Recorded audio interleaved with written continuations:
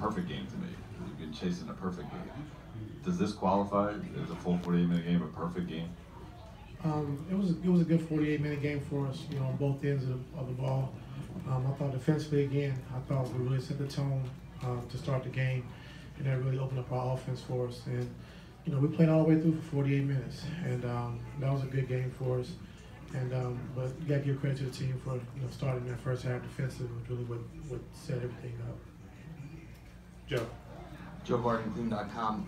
Ty, after a night like tonight, I hate to ask about worry, but in a game that's so non-competitive so early, do you worry about your guys getting hurt? Do you worry about guys losing focus and just getting off course? When things are that lopsided.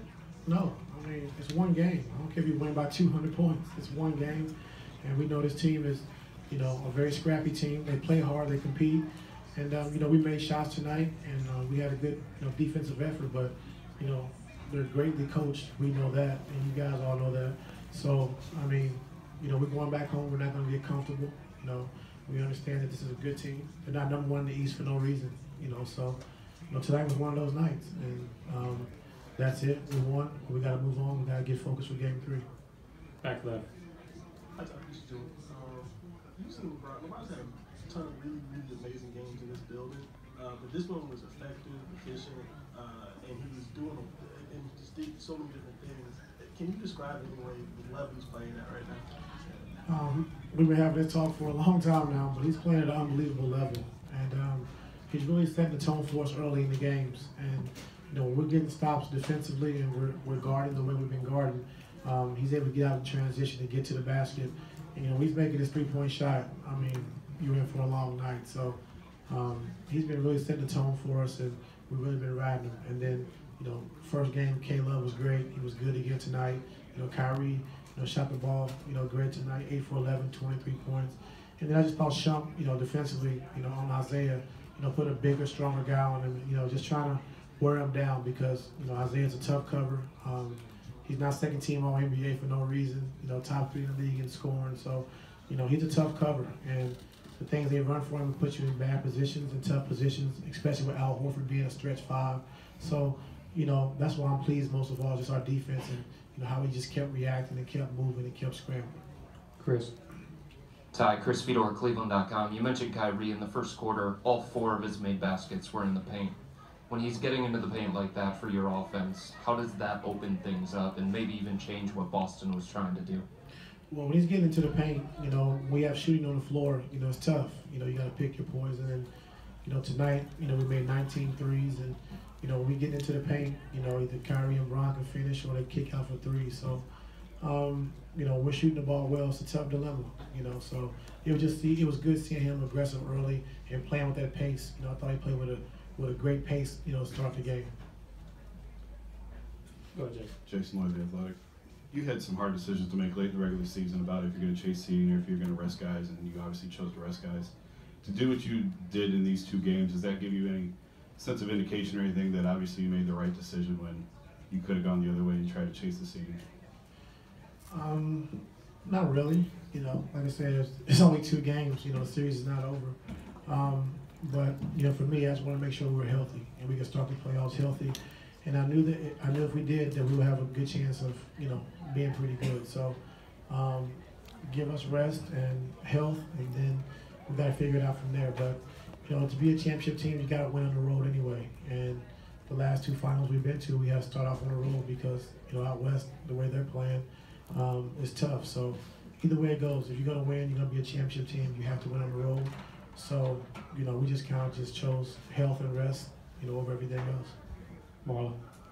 Marla Ridenour, Akron Beacon Journal. Was there ever a point where you were almost incredulous that this is the conference finals and it's not supposed to be that easy, I guess? Or no, I mean, it was just one game, and they had a rough night, scoring the basketball, and we played, we put together a full game, and defensively and offensively, and it was just one of those games, and you can't bank on that every single night, and it just, they had a tough night shooting the basketball, which is not going to happen every single night. So it's one game, it's over, we got to move on, and we got to stay focused for Game 3.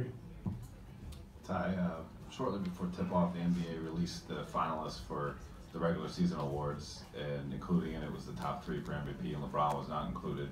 I wanted He wasn't on the list, you said? He was not included in the top 3. I wanted your comment on that, and also the timing of the league releasing finalists in the middle of the playoffs. When did it come out? It's about 10 minutes before tip. Oh, you might have seen it then. Yeah, I don't know. I mean, you know, who was the top 3 guys? Russell, James, and Kawhi. Oh, well, I mean, those guys had MVP seasons, and you know, you got to give the award to some different people every now and then. And I look at LeBron like Shaq. You know, I think every year he's MVP, and you can give him the award every year, you know, if you wanted to. And when guys have incredible seasons, you know, like James Harden did, and Westbrook and Kawhi, then you kind of credit those guys and give those guys, you know, the nod. But to me, I mean, LeBron's MVP, just like Shaq. You can give it to him every year if you wanted to. You got that, Joe? I see you placing your damn camera right there. Right left. Bob Schron, the Citizen. Tom's going to ask you about at the beginning of the game when they cut the lead to 11-10. You called timeout. What did you say to the guys at that point?